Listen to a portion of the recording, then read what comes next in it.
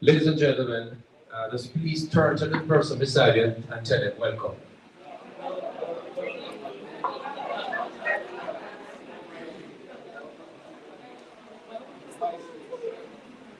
I want to welcome each of you. Thank you all for coming out. This is our monthly lecture series. We started this a year ago, and we are proud to have some of the finest individuals in the world come and present right here. So if this is your first time, thank you for being here, and make this a regular time for you to come out and support this important initiative from the consulate as we bring topics of importance to you and speakers who can deliver at the highest level. So, it's always important to start with a word of prayer. And our resident pastor is here, Father Ward, and I'm going to ask him to come and just bless the place.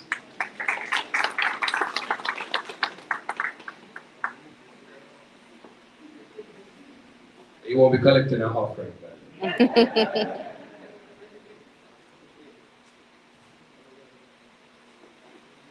Please turn to your right and say, prayers done. Turn to your left and say, you pray. And then I'm going to do the real prayer, and then I'm going to pass the collection plate. Let us pray. Would you stand up, please? Because you're going to be seated for the next 2 hours.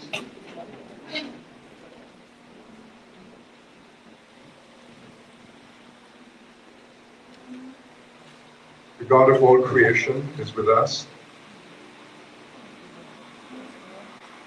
The God of yesterday, today, and tomorrow. We are in that God's presence. The God of our ancestors. The God of today's generations. And indeed, as we gather this evening, that God will pour out a blessing. And with a vision, but with the gifts equipping us to make a difference. It is that God, in the words written in our hearts, we pray. Eternal Father, bless our land. Want to know the word? Continue.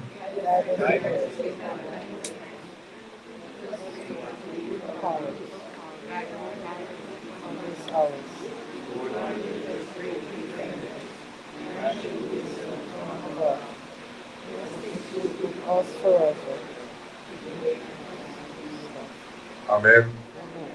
Those in favor that I continue the prayers for another half an hour, sit down.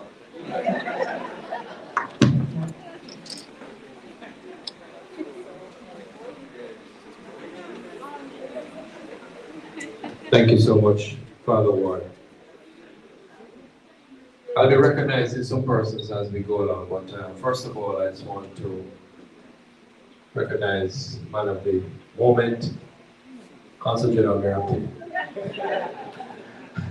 Our hard-working Minister of Health and Wellness, Dr. the Honorable Christopher Tufton. Can we give a big round of applause?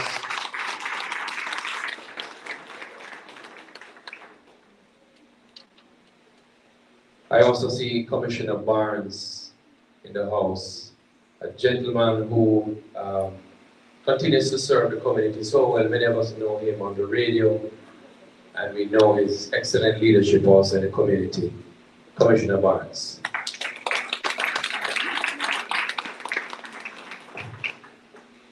I'll be calling some other names as we go along, but at this time, a little entertainment is good. Steve Higgins only comes out for the big guns. So I'm going to ask Steve just to give us a song, and then we're going to move in. We have some short presentations, and Steve will start off with us with a song. Let's hear it for Steve Higgins. Thank you, Mr. Thank you, Mr. CG. Now, ladies and gentlemen, you know that when the consul asked me to sing, he actually asked me to sing a particular song. So if you hear the same song over and over again, it's not the only song I know, all right? It's a special request. But Mr. CG, may I have your permission, sir? Please to remind everybody that the sixth word of the national anthem of Jamaica is the word guard. It is not guide, people. It is guard. So especially people, I'm not calling any names or pointing at anybody, but especially people who are sitting behind me, it is guard. So the CG has asked me to do this song, and he asked me to do it just because he wants everybody to wake up, and he wants everybody to sing along with me. You ready? You ready? Well, then really sleepy CG. All right, let's do this.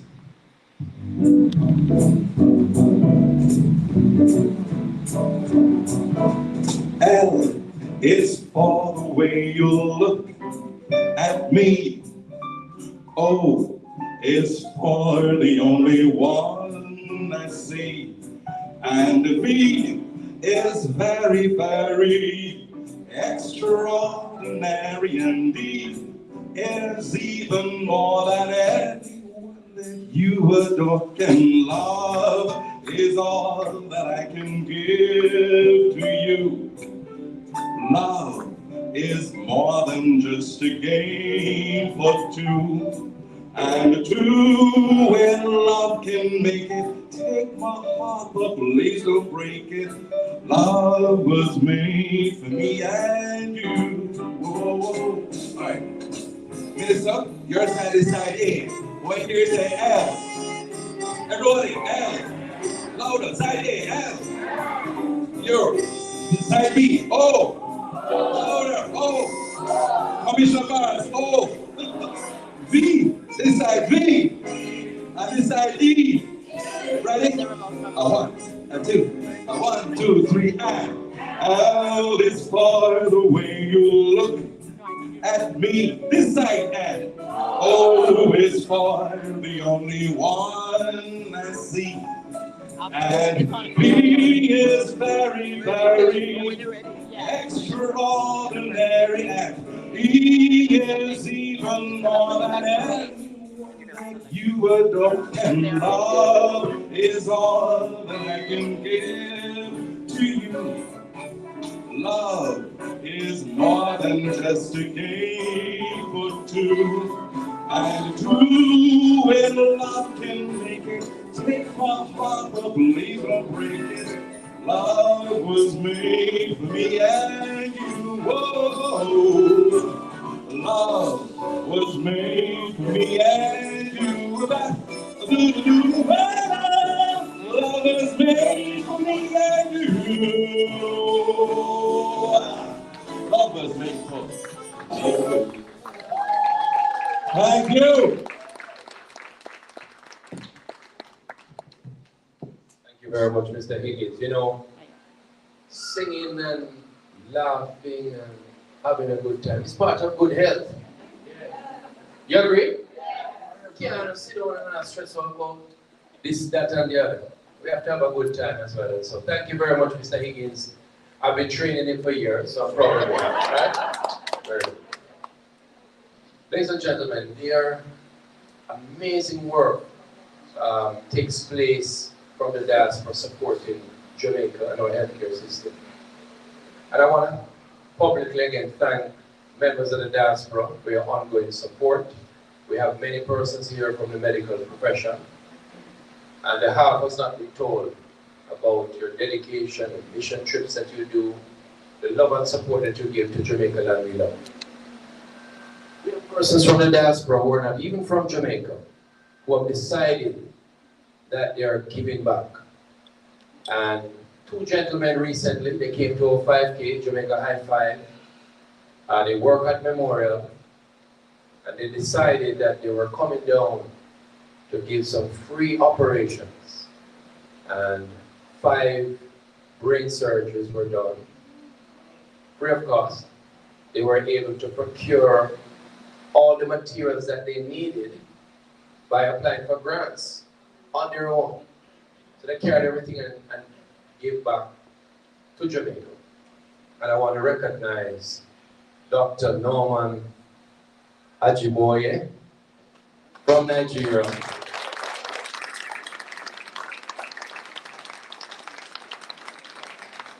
But tonight I'm going to baptize him as a Jamaican.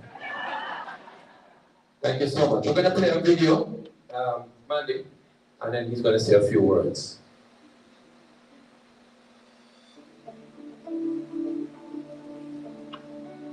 We had a medical mission in Kingston, Jamaica. It was a collaboration between the Memorial Healthcare System and the University Hospitals of the West Indies. It was a beautiful collaboration where myself and my colleagues from Memorial took several neurovascular surgical tools and devices that we obtained through grants from some of the neurovascular companies.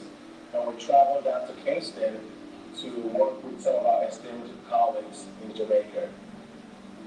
We collaborated with them on patients with complex cerebrovascular disease. It was an international endeavor, and our hosts were very generous and hospitable. And we used our neurovascular surgical techniques to provide free surgeries and procedures to patients with complex neurovascular diseases. We learned they were, developing their neurointerventional program and trying to roll out improvements in terms of stroke care for the entire country. And we decided to kind of help them with that development. We got our nursing team down to educate their nurses on how to take care of these patients post-operatively. So it was a great collaboration from an educational standpoint in terms of developing their program, from identifying patients in need to actually performing the procedures. Because personally for me, it was a beautiful intersection between passion and mission. My passion is for taking care of people, helping those who are in need, who cannot afford care, and my mission of alleviating the burden of cerebrovascular disease here, not just within the U.S., but also worldwide. I think Memorial is well situated to be, a leader not only locally but also internationally, particularly due to our proximity to the Caribbean as well, and South America and Central America. A lot of our community here is actually an extension of the community there, and so I think it's very natural for us, and it's very rewarding for our staff, our nurses, to be able to use what they've learned here in terms of becoming a center of excellence and using that experience and that expertise to help guide their own people back home. One of the pillars of the Memorial Healthcare System is growth, and I think this medical mission provides us with the opportunity to grow internationally, where we have the faculty, residents, and staff from Jamaica come over to Memorial to hone in their surgical skills and work with us, and we go back and forth and continue to expand this medical mission to where we're able to do this on a more frequent basis. I think this certainly will grow Memorial, not just locally, nationally, but also internationally. Thank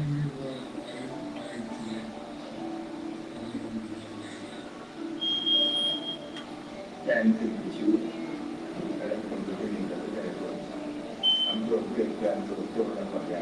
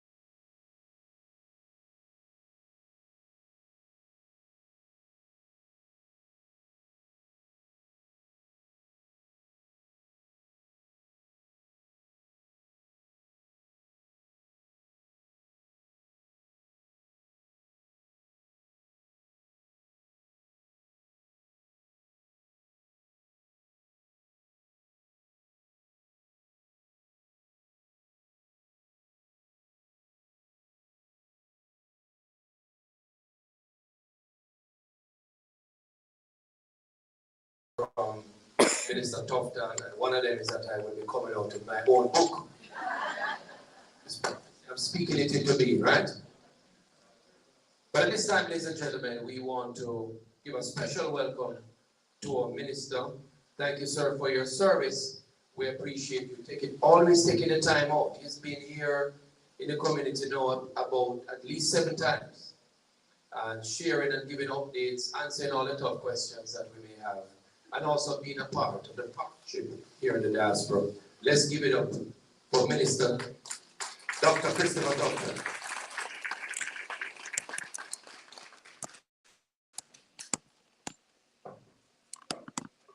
Thank you very much. I am actually surprised that CG didn't, having had an audience, as he normally does, raise the issue that didn't beat me in the first 5K that you guys had. Everybody never hear that false story before? Yes. I was prepared to say it's a false story, but he never raised it this time. Well, I'm still have it. Save it for last. All right. Firstly, let me thank you for coming out.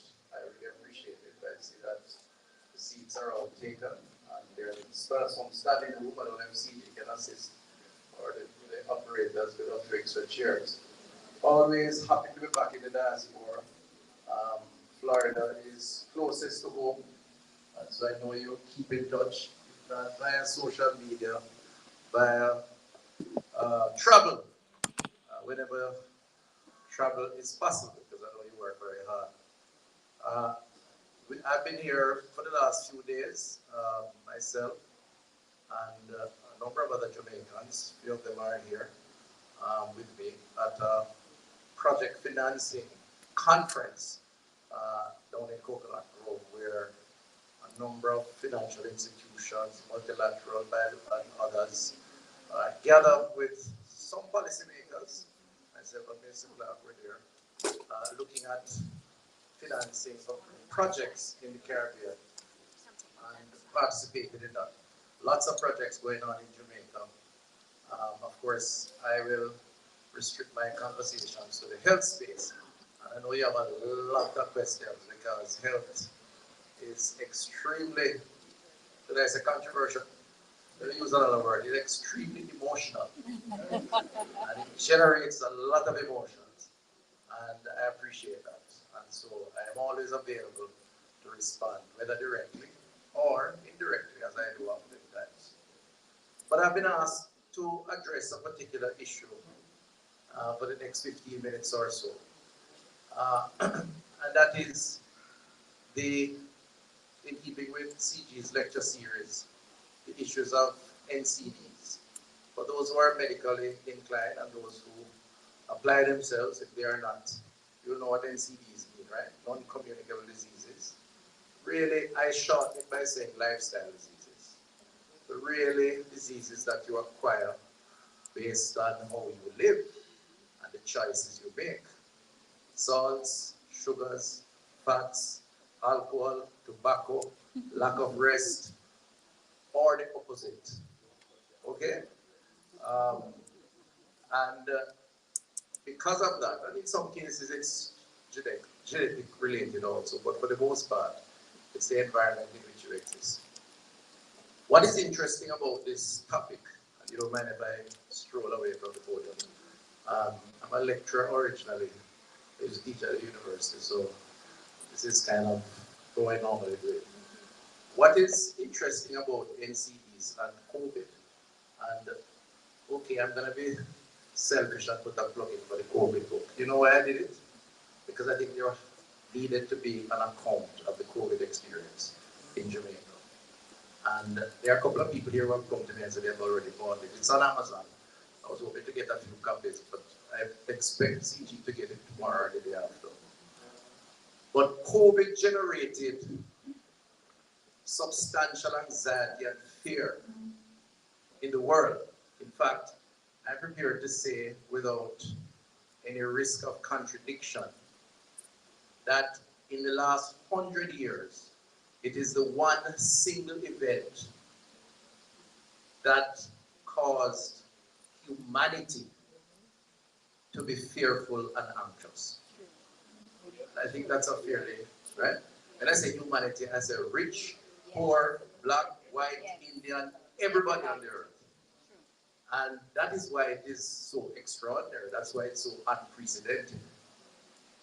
And at some point during that COVID experience, we all, even Pastor, maybe he more than most because he's accustomed to it, came to terms with our mortality and felt that the next one could be us. So it was a frightening experience, to say the least. What is interesting, if you look at the data around COVID, and those who were unfortunate victims of COVID in Jamaica, about 3,400 or so people, and counting, we're about 8 deaths since this year, is that lifestyle diseases, non-communicable diseases, claims far more lives each year than COVID. COVID was a global pandemic. There is no global designation to lifestyle diseases. Lifestyle diseases claim on average about 40 million citizens each year. 17 million below the age of 70. We classify that as premature mortality. People dying below the age that you expect them to live at. And on average, every minute, you can set your watch now, 28 citizens of the world die below the age of 70 from a lifestyle-related disease. The data is powerful. We probably should declare NCDs a global epidemic, right? There should be some international designation coming out of the World Health Organization or otherwise. Now, what is interesting about this lecture is that I don't have a fear of being criticized by you or anybody else. That is a Jamaica problem, because it's a global problem. And in fact, right here in North America, for a number of reasons, your problem is probably more severe than ours in a number of areas, categories. In the Caribbean, on average, go to Jamaica, about 77, just over 75% of our population die from a lifestyle disease, NCD. The leading cause, cardiovascular related diseases. So, the strokes, the heart attacks, and so on. You have the hypertension, the diabetes, major cause also. Complications from diabetes. Cancers, the fastest growing rate right now of the disease profile is cancer. Cancer in one form or another. Leading cause of cancer-related deaths in men, prostate, women, breast. But there are several others. And I could go on and on. Worryingly though, and again, not a Jamaica problem, global problem, the onset of premature mortality, dying below the age of 75, is on the increase because of early onset of illness due to lifestyle-related diseases. In fact, if you look at the numbers in Jamaica, where I have primary responsibility, we are seeing an increasing rate of premature mortality. And between that and low birth rate, our average birth rate to keep the population constant is about 2.1 per female. It's about 1.9 currently. When you take those having children plus those migrating out of Jamaica, our population is actually here, and the next move is for it to come here. But the hurry up and go back and have some children. Is that the logical conclusion? Maybe not. But it's a problem, and that's another lecture, because we can talk about premature mortality and declining population and discuss the social and economic implication of that. Countries don't grow unless they have a labor force. Labor force that has to be productive. They workforce that is healthy, is more productive. And the truth is, if you have early onset of illness, then clearly undermines your capacity to produce. So that's a whole new, different type of economic venture. So that's the kind of context that I inherited as Minister of Health and Wellness 8 years ago. And I'm not a medical scientist, I'm a social scientist. So I study people and their behavior. What is interesting about NCDs is that it really is a behavioral problem. And the application towards a solution is less clinical, or should I say, not to be disrespectful to the clinicians, it has to be a combination of behavioral and clinical. I mean, if you look, even with these early onset, if you look at the National Health Fund, which is phenomenal in the Jamaican context, in terms of the free medicines that it gives to Jamaicans. National Health Fund, those who might not know it, the government program. Once you register, 22 categories of illness.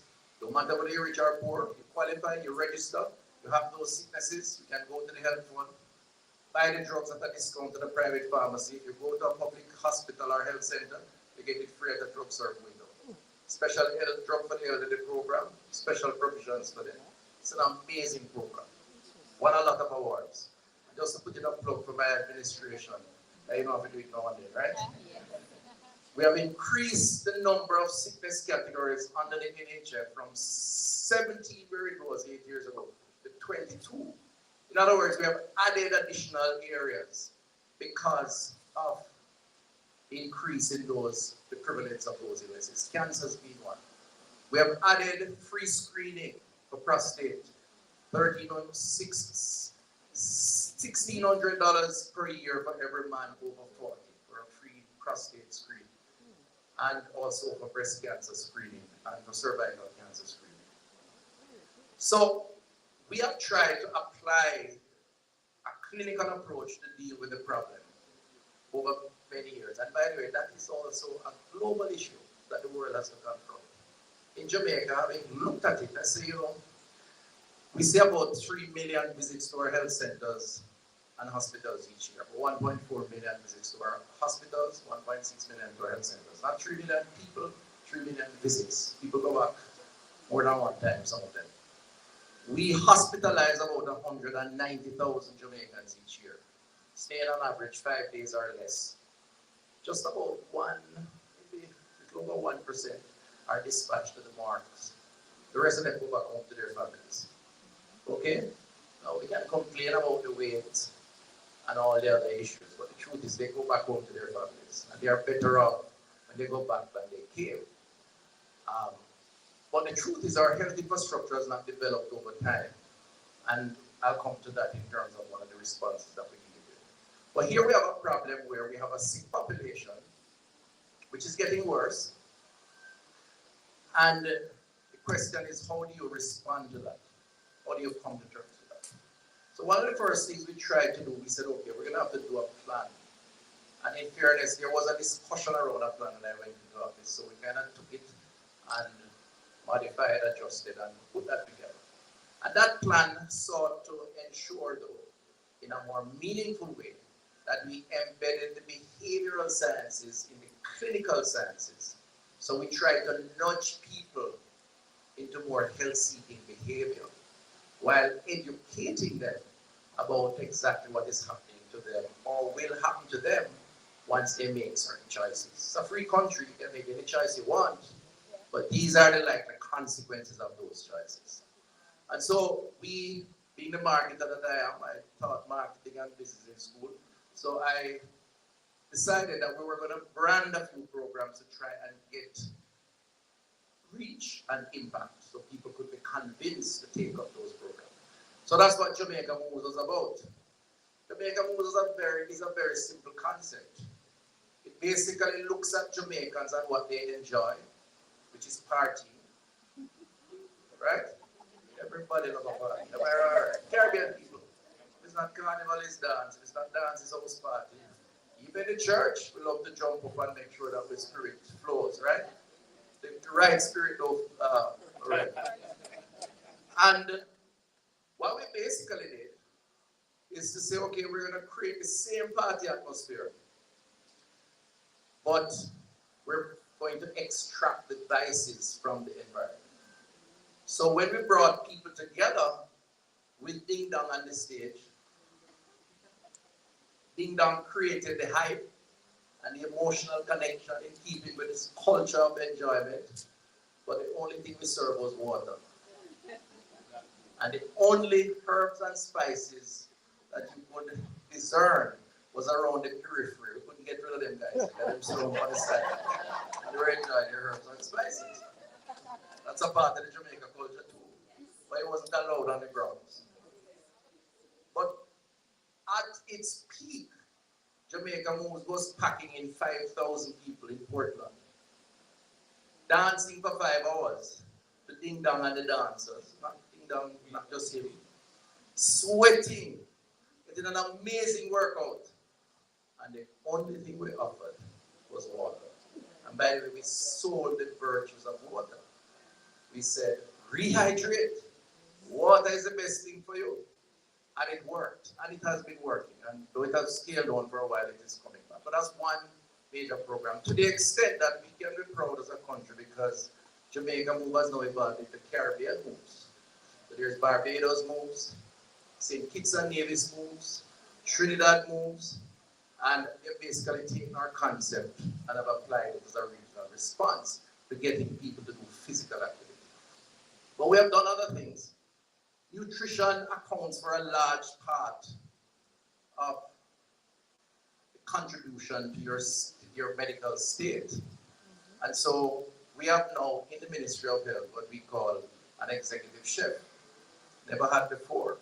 And what this executive chef does really is show people in various places simple menus to put together involving local foods. And we do that through social media, but we also do it in particular events. The name is Chef Randy. And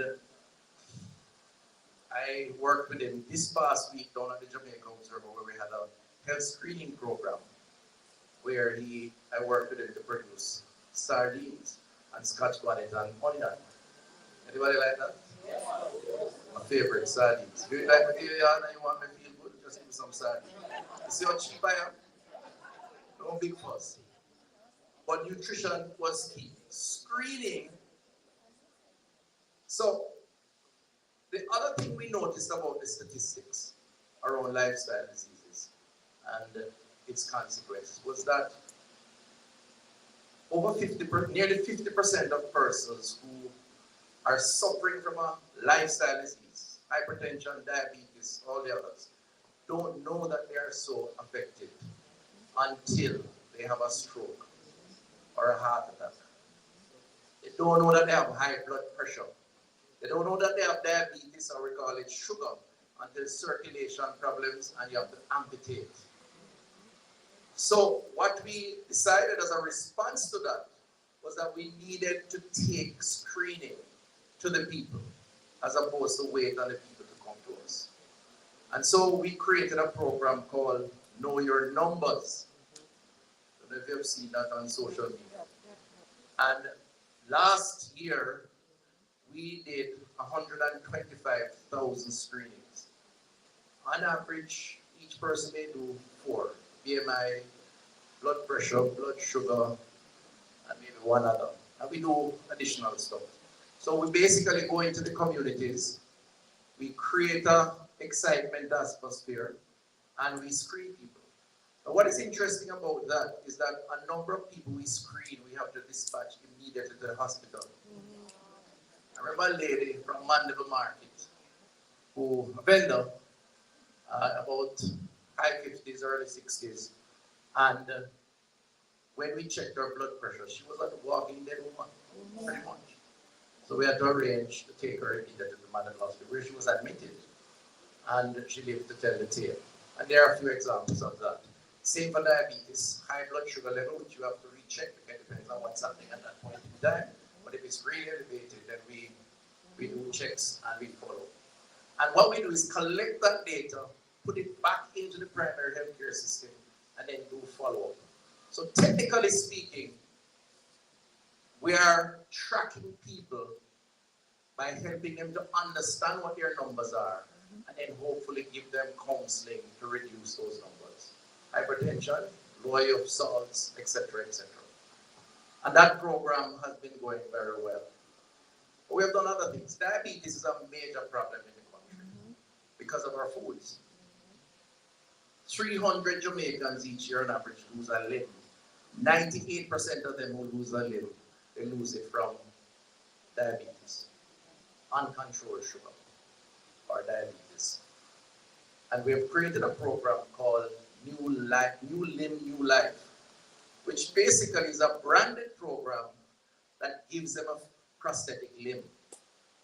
We subsidize it. We ask them to sign up with the Disabilities Association and the Ministry of Labour, and the government actually pays a substantial portion to replace the limb. Now, that provides rescue to that individual, but what we do is use the example of that individual to project the messaging around diabetes and screening of diabetes. And I saw someone in the airport on the way here a few days ago, and the person told me that it is from that and that they decided that they were going to get screened. So it has been having an impact on the government. So one of the big decisions that we took was that we needed to get Jamaicans to assume more personal responsibility about their health by giving them the information and providing an opportunity for them to do what is necessary to at least know their health status. I want to encourage all of you, if you don't know your health status and you do annual physical or annual checkup, as we say, I want to encourage you to do it, because it truly could in fact save your life. And you know Jamaicans are, we don't go doctor unless we're sick, especially the Jamaican men. And if we ask if you do a prostate exam, then we have a major problem with it. Well, I just did mine about 3 months ago, the digital rectal exam. And there's nothing digital about it, by the way. But it's necessary. You can do a blood test too, a PSA. But it's necessary. And what we're doing is offering subsidies for persons to do it. Because the thing with cancer is that if you catch it early, you can deal with it.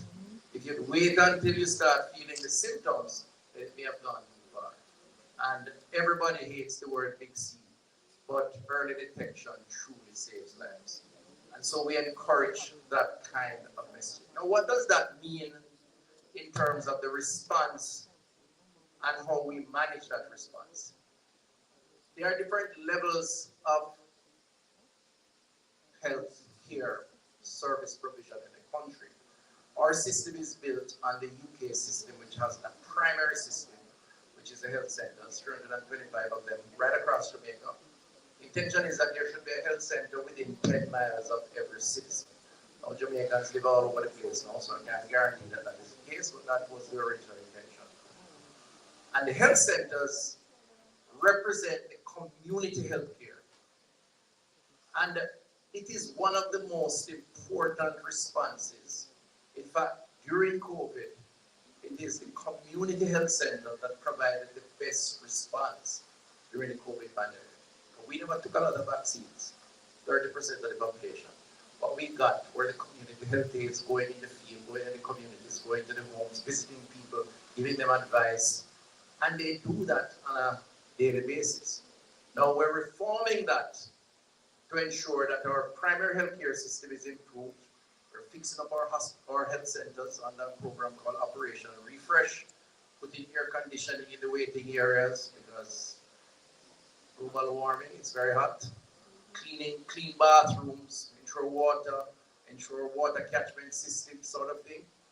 And also ensuring that the 2,200 community health aides that we have who are not registered nurses, they are about two rounds down from a nurse, but they are trained, go out in the field and visit that 75-year-old lady who lives alone, does her basic screening, talk to her a little bit, give her some psychosocial support, and then feed that information back into the primary system, to the doctor or the primary healthcare nurse for any follow-up that is necessary. That to me is the bastion, is the foundation of healthcare for Jamaica. You don't have a primary healthcare system here. And so you have to depend on Walmart and Walgreen or, yeah, pharmacies. And that's what you did when you were getting your vaccines and so on. We got cussed out in Jamaica by some persons said, why we can't have a vaccine at Fontana? Because America offer it in Walmart or Walgreen. And the truth is, our system is modeled very differently.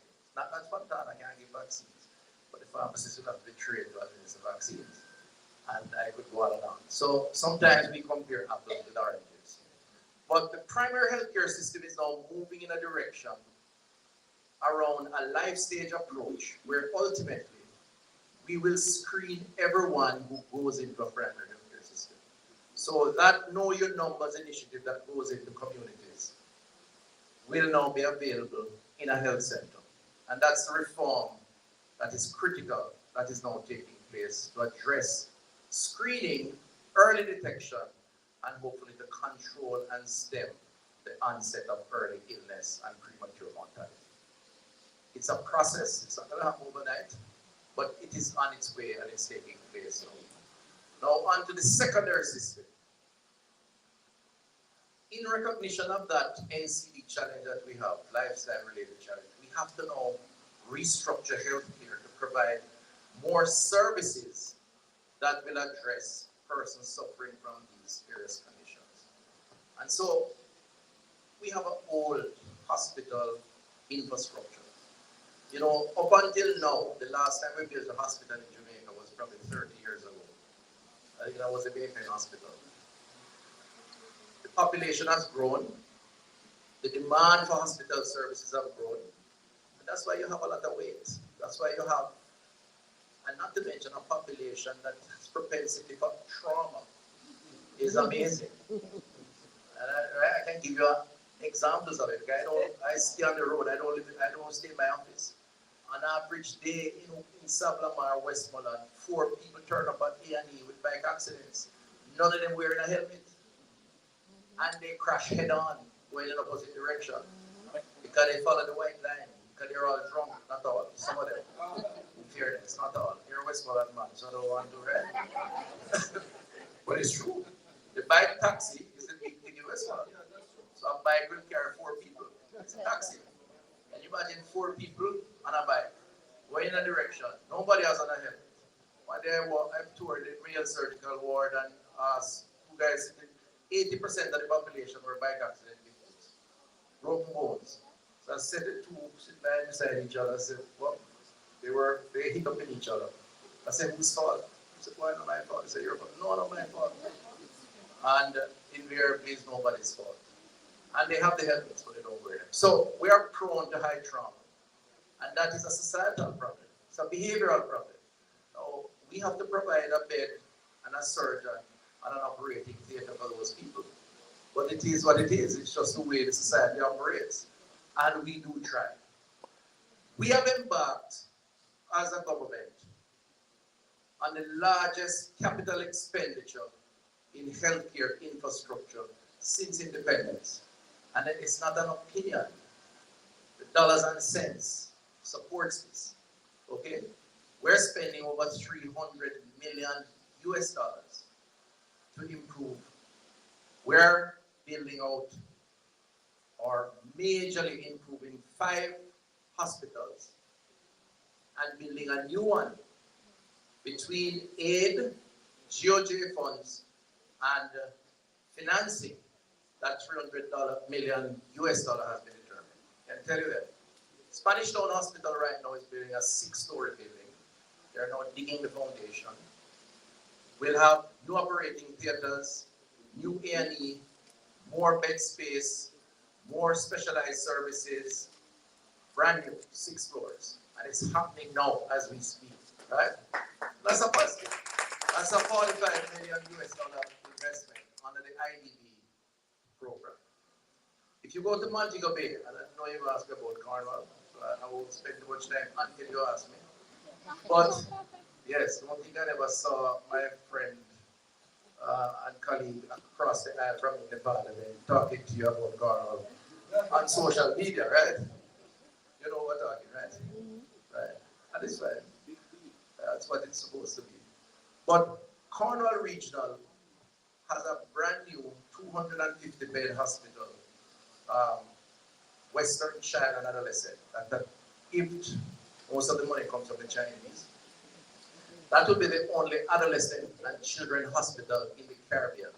Adolescent mean up to 18. Bustamante goes up to 12, Western Child will go to 18. So it's a specialist hospital which will focus on that population in all the areas. That building, that facility is expected to be completed by May of next year. They are now putting in the internals for that building. So the 8-story building is up. It will come with accommodation for staff, a new morgue, warrant space administration, and all the other things to support that. Brand new.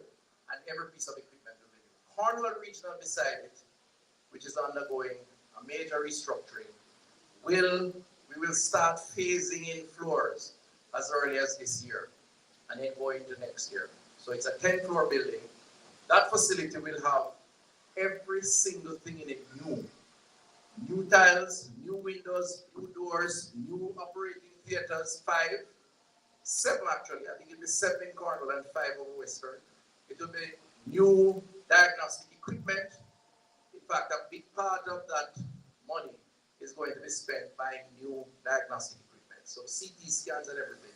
So for all intents and purposes, the only thing that will be old at Cornwall is the concrete and mortar. In fact, the electrical, the plumbing, the roofing are new.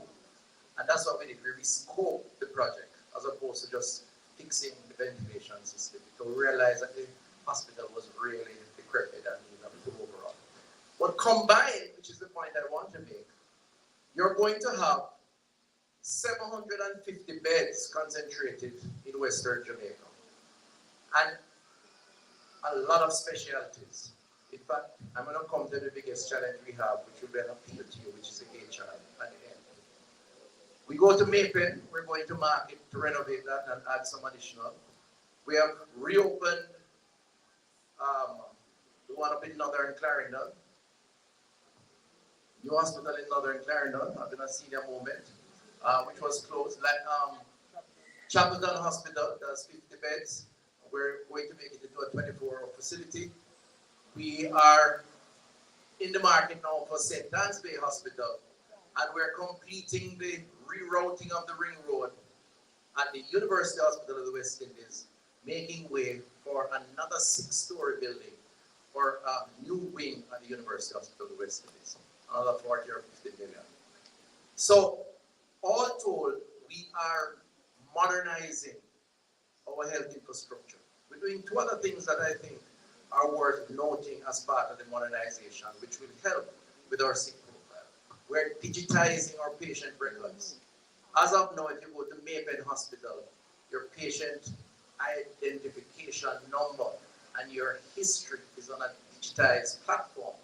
No longer will they need the files that everyone can find only the file room.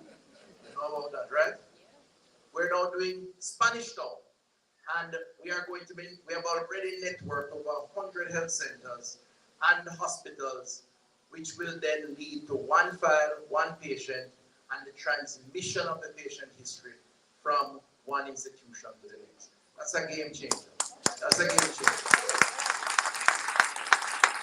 Because what that will mean is that that patient will have quicker attention. That doctor will be able to assess that history and determine what the patient's likes and dislikes, allergies, history of medication, history of illness, history of operation or surgery, and can prescribe quickly. So instead of waiting an hour or 2, that patient will be in and out probably within 15 minutes. You do more patients. So transaction time and cost will be reduced. That to me is game changing. And it exists in other jurisdictions. We're the first country in the Caribbean that is doing that.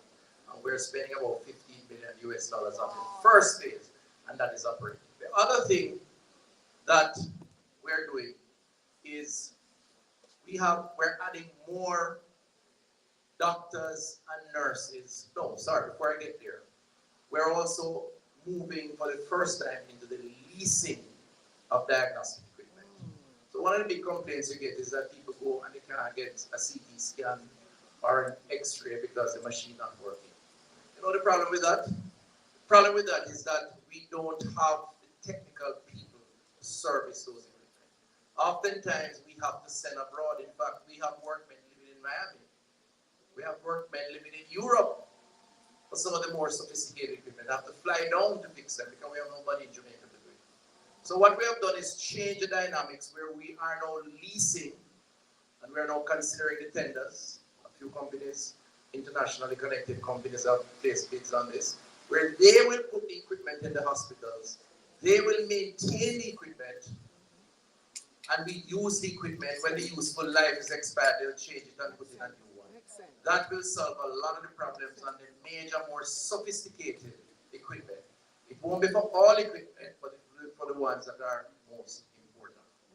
And that also will be a key part of the response to the challenge that we face around weight, which is a big issue. So back to NCDs, we have to modernize the hardware, the plant, the hospital, the health center. We have to add some programs to change behavior. And we have to get Jamaicans within a policy and a legal framework about the choices they make. And indeed, to minimize, and I know I stand challenged here, especially if you defend the Republican Party of freedom of expression. Some people don't like it. We have to minimize some of the choices that are contained within our foods. So, for example, we have moved on the policy and legislative front to eliminate trans fats in our food system. Now, that is the case in Jamaica. Trans fats really is a simplicity. It's a part of it makes the bun taste crispy. Right? But it also clogs your arteries and is one of the leading causes of cardiovascular disease. We use trans fats in some of our foods here. In the US, it's eliminated. There's a very, very small percentage that is allowed. We have now taken an agreement, a long process with industry, and we're now moving to get legislation for that. We're pushing for front of package labeling. That's a more difficult one because we're a high import country. But I am of the view that consumers have a right to know what's in their food. And if you try to read the label on the back of a whatever, you have to have a degree in chemistry to understand what is on the back of it. And so the front of package labeling is a much easier way. It's voluntary in the US, but I'm sure when you go to your supermarket shelf, you see a lot of stuff that have this stoplight system, different systems that say this is high in fats or high in this. We are pushing for that. We're getting pushback from industry, largely because they import. We have a 1 billion import food bill, and they would have to break bulk and repackage or put a sticker on, and they don't want to do that because of cost. And they elevate the conversation that it will mean more cost to the consumer. That cost will be minuscule and it will be well worth it, I think. But for now, it's a fact that is continuing. The final one I want to raise around nutrition, which I think is most game-changing, which is being done with the Ministry of Education, is nutrition policy in schools. Because if you go back to where I started, around the main cause of NCDs or lifestyle is the choices that we make in the first instance, as opposed to a clinical or hereditary situation that has affected us. Then, from a behavioral standpoint of view, it's understandable why, if you start with the kids, you're likely to influence better habits. And habits develop and grow and become permanent, are certainly much more difficult to change. We're kind of old, well, I'm not talking for you, almost old, right? We all are. So we're set in our ways. We have bad habits. And that's how it is. We're influenced by the environment. And so the school environment is a captive. So the Minister of Education and myself have been working on a nutrition policy. And what that nutrition policy basically does, it will create the guidelines for the schools, the cafeteria operators, the cooks, the chefs, whatever you call them, who provide the meals, to provide a meal a particular way. It will give them the guidelines. So we give our children a more balanced meal. Just as we did with sugary drinks, where we eliminated drinks over 2.5 mil of sugar per 100 mil containers. Remember when we started on this journey, kids were drinking soft drink that were 15, 16, 17 grams of sugar per 100 mil. And that just made them crazy. And it's not good for them. So we have brought that down to 2.5. We're also bringing the nutrition policy to get our young people to adapt to a more balanced nutrition. And also to encourage them to drink more water than they would sugary drink. I believe that that is perhaps the most substantial game changer over time. Because if you keep a child in a school for 5 years and give them a daily dose of that, yes, they'll be entitled to do other things at home. You have a better chance of growing a child who will conform or at least understand the consequences of poor nutritional choices. And that is something that is a work in progress, which will become policy over time.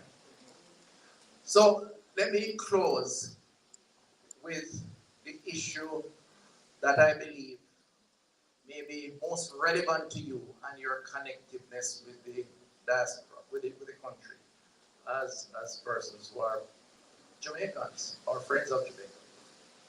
One of the biggest obstacles we have to transforming public health and truly making a difference, whether it is to stem NCBs or to treat with the challenges that we have, is our human resources. I know I risk controversy by saying that public health doesn't have a resource problem at this time, perhaps for the first time in a very long time. When I go to the hospital now, and I talk to doctors and nurses who complain, we always have complaints, and that's fine. And I absorb the complaint, and I assess it to the point of the source and the cause. More often than not, I determine that the problem is not so much a resource problem. It is a management problem. And it's how we allocate the resources we have to create the optimal benefit, whether to the internal stakeholder or to the external stakeholder, which is the patient. We have a thing called Patient Charter of Rights that we're championing, where in every waiting area, where the patients have rights and they have responsibilities, and it's listed. And I say, when your rights are breached, call this number, and somebody can answer the phone. I prefer that they call TVJ, right? Or put it on social media, as they do sometimes. They video it, and they put it up, and it creates a storm. Because I think that is important, that dialogue. But oftentimes, when those complaints come, it's because somebody never talked to them. They want to hear support of relative and they don't hear it. The person bad talk to them, if they talk to them, they have to go sit down over there. So. And it's a message that we have to get across to people that therapy is very much embedded in the customer service experience. Not just the doctor or the prescription. And we really have to work on that. I am the first to say that that's the point at which we are. Not so much that we don't have the money, because we're spending a lot. No doctor goes into surgery now without protective gear. There was a time when they never had it. And if they don't have it in an institution, it's because they never make provisions to purchase it and have enough in stock. And I will challenge anybody, anywhere, day or night on that, because they get the budget. We just did a compensation reform program, which has its issues, but when that process started, we had maybe 1,000 nurses who were on contract. And many of them said that's the reason why they migrated. Because they don't have security of tenure, which is a legitimate concern. Legitimate, right? Well, we have created 1,500 additional posts for nurses. So you're not only employed as a contractor, therefore not entitled to a lot of stuff. You're employed with benefits. We have created another 1,000 posts for doctors. So a doctor don't have to work overtime, 3 days before they go home and tired out. We have adjusted the wage packages so that it used to be low and they earn the money on the overtime. We have brought it up so we say you don't have to do so much overtime. Now all of that is part of modernizing the process. But the problem we face is that modernization, as I tell people, does not mean transformation. Because transformation starts up here. It's to get the mind to adjust and to get the people to drive the process. And as Jamaicans, we have to now find a way to be the catalyst for that transformation. Now, the worry is that when we build Western Child and Adolescent Hospital, we're now doing the HR plan for Western Child and Adolescent Hospital. At its peak, it will require about 1,200 employees, about 600-700 nurses of different types. Where are you going to find them? You know, there is a dilemma in some Caribbean countries where they have built hospitals and can't operate them because they don't have the people to man them. They don't have the people to man them. Similarly, right across the board, if we're going to go for specialized services, surgeons and specialists, we don't have a lot of those people. So what we're doing now is a gap analysis. And the gap analysis basically is to say, this is what we need over the next 3 to 5 years. This is what we have in abundance. And this is what we are going to have to find one way or the other. And stay tuned, because part of that finding is going to be to say to you, listen, we need to, I just using a word, I can tell you, there are about 8 categories of specialist nurses, and all of them are short. We have a whole heap of RNs. Well, not a whole heap, but a lot. But when it comes to neonatal nurse, operating theater nurse, critical care nurse, and I could go on and on. We are running in some cases at 40% of what we need, 50% of what we need. And that's why we have things like the unfortunate incident where a neonate, delicate, intensive care facility at Victoria Jubilee some years ago, very tragically, had one nurse to 8 babies where it should be 1 to 2 ratios. And that creates the possibility of infection because of cross-contamination and so on. So our real challenge is how do we right-size the human resource challenge that we have to deal with the build-out of health systems that we're doing in the country. And that's going to be the challenge over the next 2, 3, 4 years. I might not be the man on the bridge when that time comes. I'm 8 years in this job, the longest serving health minister ever. And it's tiring. Having survived, going through a crisis almost every week. But we have to start that process. You may have heard that a month or so ago, we announced the largest scholarship program for studies in healthcare in Jamaica, the Barry Wint Memorial Scholarship. Now, Barry Wint was a former CMO, and they did a little internal poll, and he came out as the most popular. That's fine. We're spending $500 million a year for the next 5 years, 2.5 billion Jamaican dollars, to support Jamaicans who would like to study in an area of healthcare, whether here or abroad, except that they're bonded to come back to Jamaica and to work in the public system. This first one, we gave 600 scholarships, 600 people. And bear in mind, this is not just about doctor and nurse. about 26 categories of healthcare worker. So it's a biotech, it's a pharmacist, it's a lab tech, it's the man who fixed the machine. There's a varying number of people. And we're going to be having an expo in Jamaica sometime later this year or early next to showcase all those 26 areas and hopefully generate some interest in the areas that are not as known. But we really want the diaspora, persons like yourself, to consider Jamaica as a possibility. Now, it doesn't necessarily mean that you have to move back to Jamaica. Because one of the things I've said to people is that the world, labor is mobile, and that's a reality. The question is, how do we tap into that mobility using technology? We need to train more people. I'd like to send some people here to get trained. And in fact, we are promoting, finally, CG, a program that I'm working on, which you'll hear about soon, that will see twinning of institutions between Jamaica and here to train a worker who is scarce, a specialist nurse maybe, neonatal nurse, and allowing that nurse to have a flexi contract that could allow them to work in the US and work in Jamaica. In other words, they could work here for 5 months and work in Jamaica for 7 months.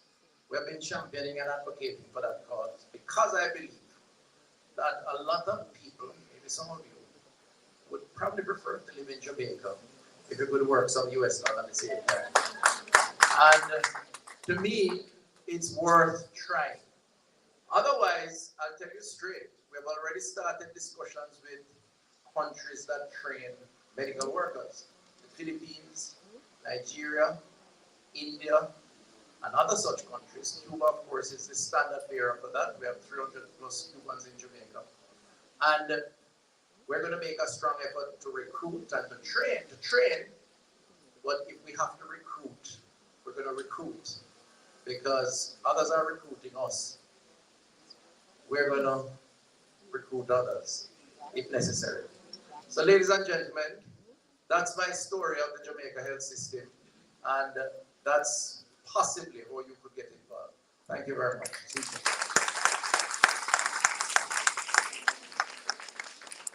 Thank you very much, Dr. Tufton. It was a comprehensive presentation. I know we'll have some questions. Let's give it up again for Dr. Tufton. Yeah? Sometimes I speak for 5 minutes. Listen, I've been to events, and I'm 5 minutes into the event, and a certain lady, I won't call her name, she's giving me the wrap-up signal, and the Cheryl Winterboy, everywhere, wrap up. As I start, I said, good evening, is it? Wrap up signal. But Dr. Tufton gave us a comprehensive overview of the health system and kept us engaged, thoroughly engaged and informed. So, Minister, and before I invite some questions, I just want to get myself in trouble by acknowledging a few persons. First of all, we have a lady who won the Governor General Award, and she's actually part of the memorial system, Dr. Delia Blake.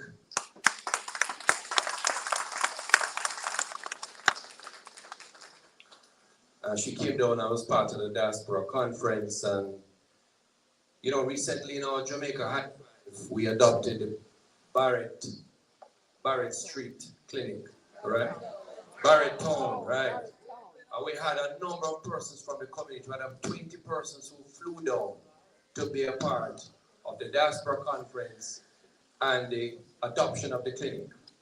And we were able to purchase an autoclave, very expensive equipment, and some ACs for the clinic, which were well appreciated and installed. So while we were doing the official launch, the members were very cool, and in fact, some of them had to be putting on some coats, right?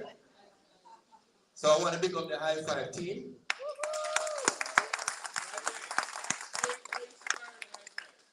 And before we go there, we have two coaches, Shernet Levy, Daniel England, who have been giving up their time for several years every Saturday morning. They train people in the community. So stand and recognize, yes. Yes.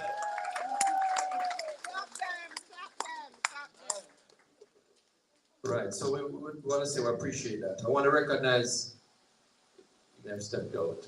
All right. We have members from Jura, the Nurses Association, the Jamaica Women of Florida, and the Jamaica Men of Florida, the Nurses Association. Let's give them a round of applause. My good friend Dr. Mark Towers, who I haven't seen for about 20 years, just stepped in to big him up as well. So ladies and gentlemen, forgive me if I haven't called all the names here this evening, but we want to have some questions at this time. So I'm going to open the floor. Any questions that you may have, and then listen, some persons came for hopefully to get their books. We're going to show you how to go on Amazon and just click on the link that's been worked on. So if you'd like to purchase your book today, you can do so. I want to acknowledge Dr. Gregory Arnold, right? I'm sure I messed up the name, but he's a sleep apnea specialist, and I'm going to allow him in the question and answer period. I suffer from sleep apnea, so I go, right? But part of healthy lifestyle is to deal with all the health issues, right? Before I take the first question, I wanted to quickly state that the 5 pillars, and this was inspired by the Ministry of Health and by the Minister in particular. We revamped the 5 pillars, and that's why I stumbled a little at the start, right? Actually, I stumbled because I wanted to see if you guys remembered. And you're disappointed. They didn't remember. And I gave you more time to see if you'd come forward, and nobody came to me. And I said, man, can you believe that? After so long. I'm so disappointed. The 5 pillars. I will put so much work into high five on the 5 pillars. Anyway, number 1, know your numbers. 2, consistent exercise. 3, proper nutrition. 4, giving back. And 5, positive community engagement. Write it down. Make sure you don't forget it again. All right, ladies and gentlemen, we're going to go into some questions. I'm going to allow Dr. to say a few words in a short time. But any questions, please raise your hand. The book for Dr. Tufton, I wanted to give out. Good evening.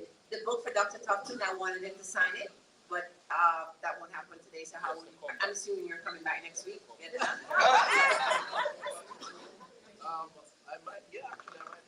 You pass it through. So part 2. So part 2, you sign the books. All right. We'll just have to do that. All right. Please stand. Please stand and hear the rules. You're going to stand and announce your name and any organization you're part of, right? But that's it. No long history. Good evening.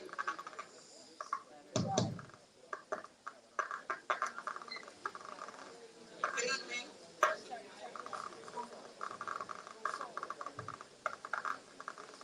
My name is Nancy from Edward. I am a nurse practitioner here in Florida. Check. Check. Yeah, good evening. Nancy Fung Edwards. I'm a family nurse practitioner here in Florida. I also do a lot of work in Jamaica. And I wanted my question today. I'm a part of the High Five group, by the way. My question today to Dr. Tufton is, we are short in healthcare providers in Jamaica. How can we make it easier for providers like myself to get access to take care of patients in Jamaica, to work in Jamaica, get license and credentials? It's been a long process. I'm assuming you have applied. I have actually opened a clinic down there, and it's been a process to get all the credentialing and everything. Have you gotten through now or not yet? No, still working on it. Okay, so we're going to talk after. All right, so yes, the procedure is that you have to register and be approved by the the nursing council, right? In your case, and they ask for some credentials, and based on those credentials, they approve. Now, they do so sometimes fairly quickly. I'm not sure what the issues are with you. But if there are particular issues, then I'll try to work on it to sort them out. I met with them 2 months ago, and I had a very, good conversation because of what I've announced earlier, which is that we're going to have to recruit more people to fill some of the positions that we need to fill. And that may mean from other jurisdictions that currently we don't recruit from. So there's going to have to be some sort of dialogue between the equivalent of a nursing council in Jamaica and your agencies here, and try to resolve those issues. So I could look into that situation, but that's not the best approach. The approach should be that they have a standard procedure where they process everyone and get them sorted out. And I know they're doing some reform now and digitizing some of their records and so on. So hopefully it will improve. Sorry? The length of time. Yeah, it takes a while. It takes a while. Why? Any other question? Why did everything take so much? You may need to take this. Yeah, you are next, Andrew. Clarence Reynolds. Two quick questions. I see you standing from, but not standing, and we had a bike accident recently. How's your foot? And secondly, we have been having challenging with burn victims in Jamaica. We had a recent incident with the Burger King explosion. How close are we getting a burn unit? Is that a priority? Okay, thank you for asking about my foot. It's coming on. I'm doing physiotherapy now. I think there's a misconception around treatment of burns in Jamaica, where there is a view that once you get a burn, you have to seek attention elsewhere. That may be a simplistic view, and I don't mean to insult your intelligence if you think otherwise. But the reality is that we do treat burns, and there are institutions that have the expertise, the plastic surgeons and others, to deal with burns and do so almost every day. The issue is the extent of the burn.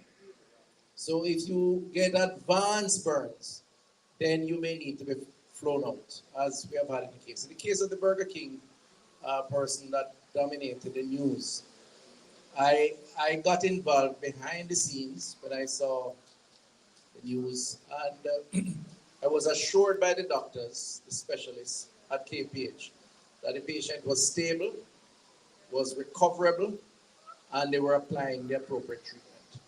And so the issues around that person not being allowed to fly out, first of all, they had the right to if they wanted to, but doctor to doctor would have to communicate, meaning the doctors here and there, to accept the patient and to get the report. They prepared that report, but they advised that the patient did not have to go. And as it turns out, the patient is being treated and there's a full recovery that's expected. On the issue of the burn unit for more advanced burns, there is an initiative that has started by Petrojam and the University Hospital of the West Indies, and they are raising funds to include a more advanced burn unit. Now, I think it's important to understand that a burn unit for the highest level of burns is an extremely complicated process in terms of how that patient is treated, and it requires specialized equipment and specialized personnel. And so even if we're able to afford the equipment, which we're working to do with the private sector, we're going to also have to find the people to manage that process. So sometimes it may be easier to fly the person and have an agreement with a hospital here in Florida or somewhere else. But nevertheless, we're working on it for University of the West Indies. Any other questions? Yes. Hi, my name is Andrea with Shaxo Foundation. We are a foundation for sickle cell awareness. So we're a nonprofit here in Florida as well as Jamaica. September is Sickle Cell Awareness Month, by the way. My concern is, one, is sickle cell a part of the experience and getting people to know their status and educating them? And also, the stigma when they visit the hospitals based on the way they're treated by healthcare workers. It's pretty bad. So in sickle cell, it's also mental health, the way it affects them, as well as mental health problems we have in Jamaica. And I want to thank you for continuing newborn screening. I appreciate that, but just wondered if you could speak on that. Thank you. Right, so you can be screened for sickle cells. I don't think it is a part of the Know Your Numbers program when we go into the field, but it's allowed. You can't do it otherwise. At particular, you could go to your health center, you could request it, and so on, and in the hospitals. Part of the challenge with treatment for sickle cells is the drug and the addiction possibility. You know about it. And oftentimes when people appeal to me, patients, and literally cry about not being able to access the drug, and I do the checks with the doctors, I am told that they're abusing the drug. Now, it doesn't happen all the time, but I do get that sometimes. There's no evidence. Well, listen, I'm not a clinician, but I go and do what the doctors say. But the drugs are provided as a routine regime. So maybe one of the things that we need to do is to try and use the foundation to create more awareness. And I'd be happy to engage them and have a conversation with them. But maybe awareness is the issue. But that comes up a lot. I'm sure you've heard it. Exactly, right? So I must say I'm a social scientist. So when a doctor tells me says so, then I kind of I deflect or at least listen to what they say. But I'd be happy to meet with the association, and I met with the representatives before. Any other questions? Good evening, everyone. Hi, Dr. Tufton. My name is Beverly Frey, Dr. Beverly Frey, and I am here representing, Jamaica Diaspora Task Force Action Network. And I work at Jackson Health System, but I'm not here representing Jackson Health System. I am an advanced practice nurse. Now, first of all, thank you for the comprehensive overview that you gave. That was quite an eye-opener. It was educational, very informational. Now, my question is, as it relates to NCDs, non-communicable diseases, a lot of it has to do with education and personal responsibility. I had the opportunity recently to attend the Diaspora conference, and Dr. Blake and I, we were, among others, we were at Barrytown doing some screenings. And one of the challenges we had was, we screen, for example, someone's blood pressure, and we say, okay, you need to go to the doctor, you need to make sure you're taking your blood pressure medication. And they would say, no. I have my own thing at home that I'm doing. I'm not taking any medication. So what are you doing, when I say you, Jamaicans, to combat the cultural misperceptions that exist in the society? Because that's a big barrier to health. Boy, that's a big question too. I had to tell a man he can't take him little cercity on someone little minty in the back of the yard. He was telling that his grandfather used to do it and his great-great-grandfather used to do it and so on. So it's a challenge. But remember I told you that a lot of it is behavioral. And what we try to do is to do counseling with persons if they are hypertensive. And you're right. I mean, I know persons who have had fatal strokes, for example. I know one guy in particular, because he refused to take the hypertension medication. So it would affect his manhood, right? And he just never take it. And the ultimate result was that he died on Mandela Highway in his car. So it's a real issue. But I think with the outreach programs that we have, if you ask how we're doing it, we're going in the communities, we're sitting down with people, we're talking to them, we're making parts of the culture available to them, the music, the excitement. We're doing the checks, we're encouraging them. We do testimonials, people who have done it, and it has worked for them to say, if John do it, you can do it too, type of thing. And it's getting through. If you do a poll and which we do from time to time, things like focus groups and so on, you'll find that people are generally more aware. And there are two aspects to that. You want to reach them. In marketing, they say you reach people with the message. And then you have impact by tempting them to try the message. I think we have had reach. What we know to do now is to convert. And that's the real challenge, converting them to up to following the rules. But I think if you go by the National Health Fund stats, one tangible piece of data, the National Health Fund administered 1 million prescriptions 5 years ago to Jamaicans. This past year, they administered 3 million prescriptions thereof. Of course, the cost has gone through the roof. And so it's not just for those who are uncontrolled or at the worst stage, it's also for those who recognize the importance of controlling through medication. So it's getting there. We have to just keep at it. Any other question? All right. Yes. In Dr. Tufton, recently in the US, there's been a change whereby diabetics only pay $35 per month for their insulin. And that came out of a negotiation with a pharmaceutical company. Is there any way that the government of Jamaica can piggyback on any type of negotiation based on that template? So we should try and adopt the US government's posture for the part. Ask the pharmaceutical companies to apply the same rule. Well, remember, most of the pharmaceuticals that come flying into Jamaica, they're not from the US anyway. Exactly. You have a lot from India from Canada. And that's the point I was going to make. We tend to have far cheaper drugs because we tend to use a generic version, normally out of India, and get it at a much reduced price. And then the NHF provides a big subsidy, which is not available in this space. So more often than not, we still get it cheaper, actually, Jamaicans. All right. I'm just going to have Dr. Gregory, right. And then we close off. Listen, I know a lot of persons will want to do pictures. So, and you guys, I promise you to speak. Thank you, CG Mayor.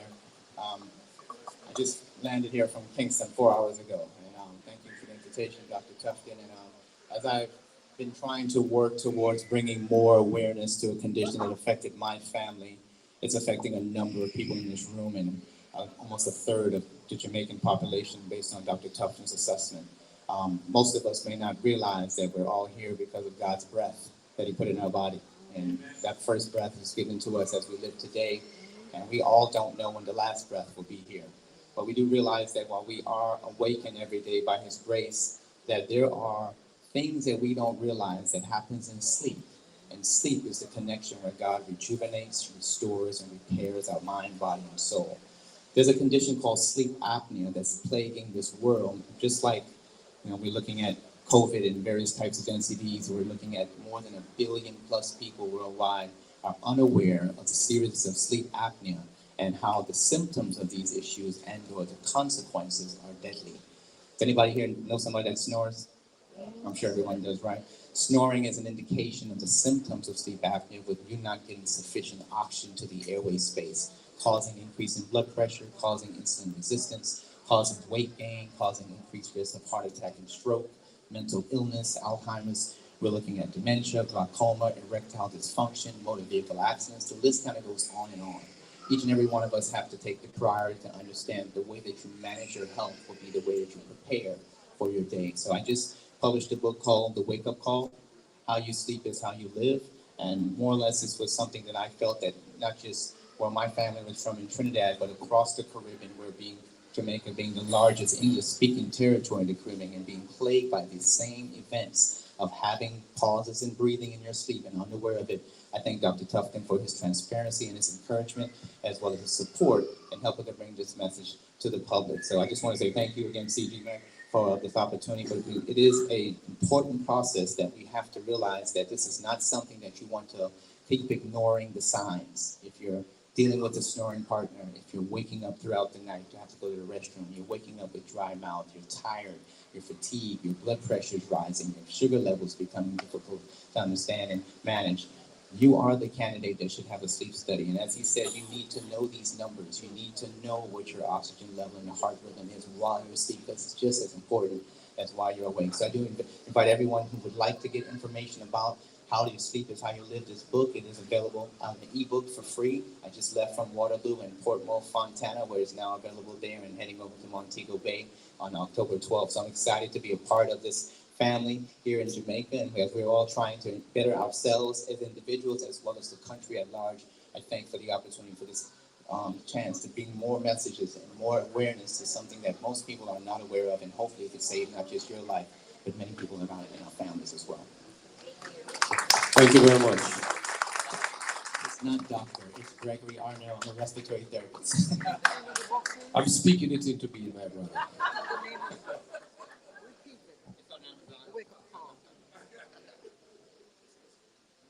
My wife is going to read this book because she's been complaining and snoring.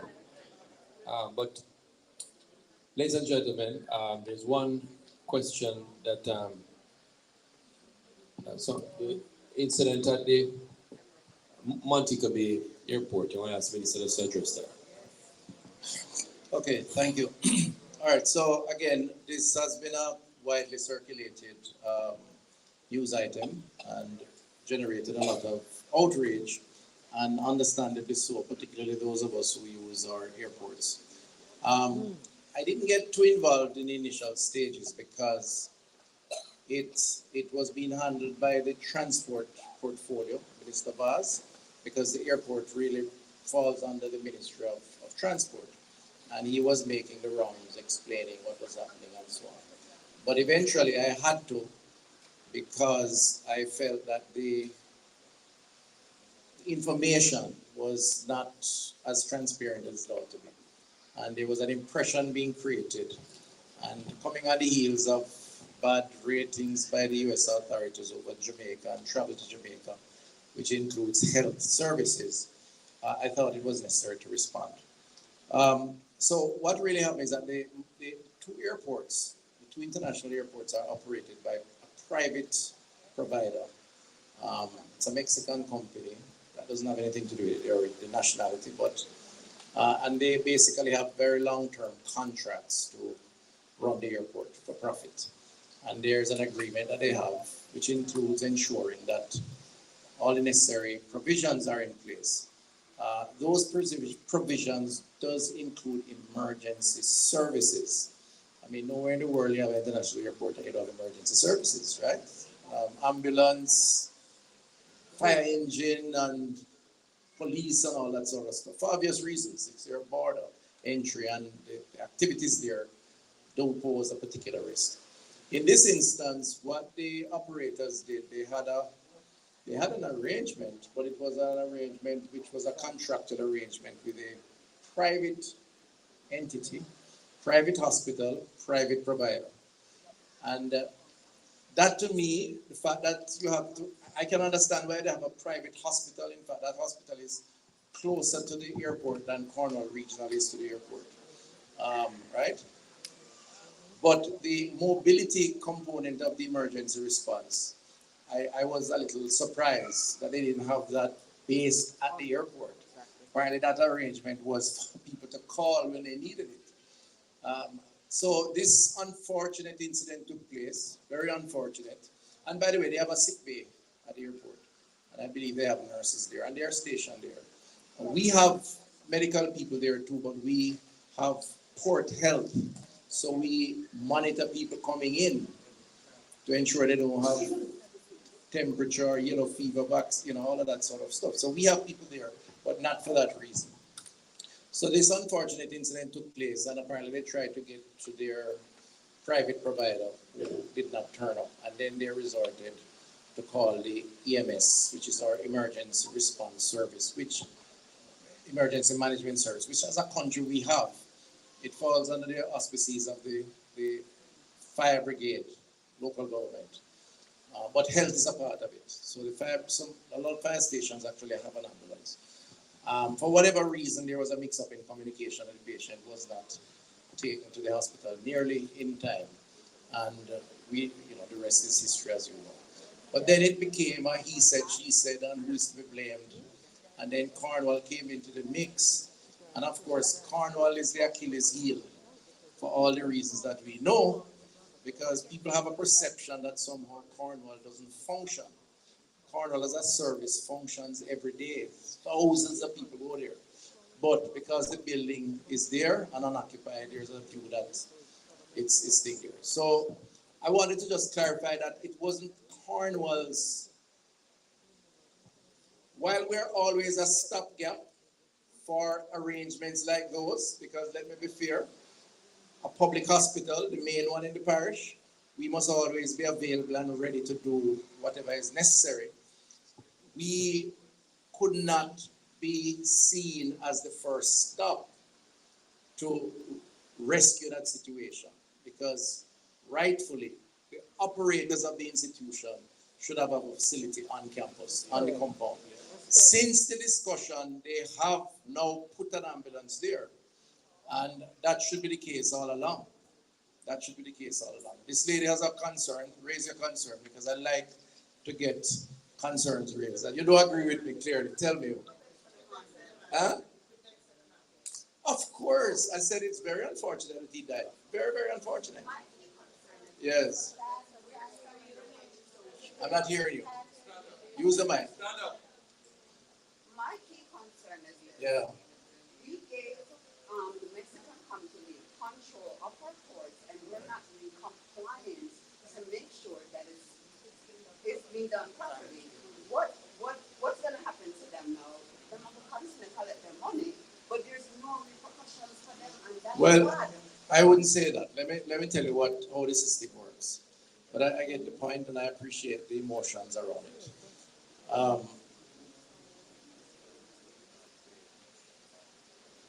I'm not suggesting what should happen, but people have recourse if they feel aggrieved or if they feel that their entitlements have been breached. If you use a facility like an airport or indeed a shopping mall and something happened to you, you can take action. I'm not suggesting what action or whether or not action, because I don't want to implicate myself. What I'm saying is, don't say there is no recourse. If that had happened to your relative, I'm sure you would ensure that some recourse is taken. What is important, and again, one of the reasons I haven't spoken to it too publicly until I had to, because as I said in the space, in the media space, I wanted to show some respect for the family and the grieving family members and so on. But I think it was important to clarify that the entity had a responsibility.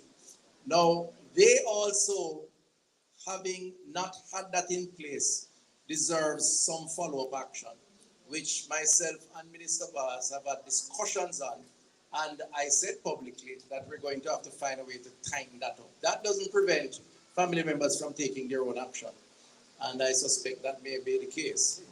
All right? So that's the situation with that. Listen, I know we're closing, but I want to say a number of people are here with the book. Has anybody read the book? You have read it? You're reading it? You're enjoying it? All right. I'm really sorry about this. I just checked the tracking. It arrives tomorrow. Obviously, that don't help us. I bought them about 15 days ago. So, and they told me 10 days to arrival. So, unfortunately, it is what it is. But it's on Amazon. If you go on Amazon, you can purchase. So let me just tell you a little about the book in 2 minutes, because I think it's, since some of you are here for that. So, as I said, COVID was unprecedented. For whatever reason, I was the man on the bridge as the Minister of Health and Wellness. And I thought from the get-go, even before the first case, that we should learn lessons from this episode if we survive it. And I kept a log, really, of the COVID period. Literally every week, I jot down, and I had some help, put together what in my mind represented the highlights of that week, that period. And that those highlights vary. Some of them were stories about individuals, like the first COVID case who came from the UK, the details of that and where they traveled and how they were contaminated and who else was, what happened to them as the first chapter. But it also reflects our Jodian who died. Remember Jodian? She was pregnant, had an appointment at a private hospital to have her baby, went to have her child, was coughing. They suspected that she had COVID and refused to deliver. She had to be transferred to Spanish Town, then to UWI. She died. And the test came back negative. She never had COVID. I said in the book that it was the only time I shed a tear because she died thinking that she had COVID and she never had it. So there were stories like those and really human interest stuff. But embedded in that is the data around COVID and how it impacted us and how we overcame and some of the protocols that we had to institute and the lessons that we learned. So the history of viruses, there's a chapter there called Wild Flavors, which is why the book is called that, which basically looks at the history of viruses in the world. Most viruses, you may not know, jump from animals, birds to man. And how COVID came about in the wet market cities, Alex said, one theory. One is a lab theory. And wet market, wild meat, they actually call it wild flavor. So that's a corny way of disturbing the name. But it goes through. But what it does, which was my objective, was to capture this experience as a very unusual occurrence and hopefully will be used as some sort of teaching tool, as well as an interest that persons may have around how Jamaica fared and how we interacted with the rest of the world. But it's told in short stories, so it's easily understood, no big terms, no big words, and I think it's a good read, and the diaspora is very much a critical part of it. There was a point when we restricted entry, then allowed entry, 5,000 people came in, we never tracked them, and they did spread a lot of COVID. There was a point when some came on the cruise ships as workers. We had to find a hotel for them. They were on the ship protesting. And we did that and on and on. So I think you will enjoy it. And I think it's part of our history. And therefore I commend to you. And some of the proceeds will go to charity, by the way. So it's not a profit thing. Thank you very much, Minister. And let's give it up once again for our hard-working Minister of Health and Wellness, Dr. Christopher Tufton. We appreciate you, sir. Thank you very much for always stopping by and giving us updates and sharing necessary information with us. Public service announcements, quickly. All right, mini concert series, South Florida Caribbean Chorale, October 13th, 6 p.m. Mr. Steve Higgins. If I don't mention that, pure custody will call me all night and tell me, you promised me CG, but it's going to be excellent, all right? It's going to be excellent. And you might be in for a treat. Long time I don't touch the mic. We have four bullet. Huh? Yeah, man, the price gone up with that. 4 bull and a party, October 27th at 5 p.m. Come out and support that. On October 11th, we're going to have Jampro here, an investment presentation. Those who are interested in hearing about ways to make money, backyard, please ensure you're there. Follow my pages for information, and the concert pages will be sending out a flyer tomorrow about information on that investment forum. Island Space is the home for a lecture series, and they have been very supportive. And Father Ward didn't do any collections, right? But a certain lady will come forward now as part of the benediction. All right. Let's give it up, first of all, to Mandy and Island Space. Thanking them very much for the support. As you can see, this is offered free of cost to the community, and we get the facility free of cost from Island Space. And Island Space is our home for telling our history, and I'm going to allow Mandy to say a few words as we close out. Thank you so much, CG. Mayor, so I definitely want to thank you guys all for coming and to visiting Island Space. I hope you guys have the opportunity to go into the archive and see some of the things that you missed from home. I have a few announcements. J Wolf, they're having a self-care for business on Friday, so please, if you don't already, follow us on Eventbrite. That's where you're going to see all of the events that we are currently hosting. The next event, it is a rum cake festival. Who likes rum cake? What? Nobody raised it? Who likes rum cake? Everybody, okay. So October 20th, please come. So all of the different Caribbean countries will be represented there. You will be able to taste all the different types of rum cake. And the last event is a book fair. It's a 2-day book fair that we're having October 26th and 27th. So please, again, follow us on either Instagram or Eventbrite. That's where you'll see all the events that we host. Now, Khalid, the president, she gave me one job, and her job was to collect the cultural tithe. And that's what I'm going to do. Yes, have to. Okay, we are a 501c3. Everything we do here is based on donations and grants. So we have to depend on our community to support us. So I have two beautiful young ladies here, Fern and Stephanie. They're going to go around, so dig deep. And the beautiful persons that I see and the pockets that I see of the nice suits, and pull out the 20s, the 50s, the 100s.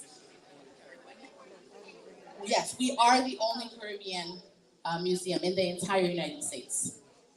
So you support your home when you support us. Thank you. Thank you very much, Mandy. We do appreciate Island Space. And it's not mandatory, right, guys? Just as the spirit leads, right?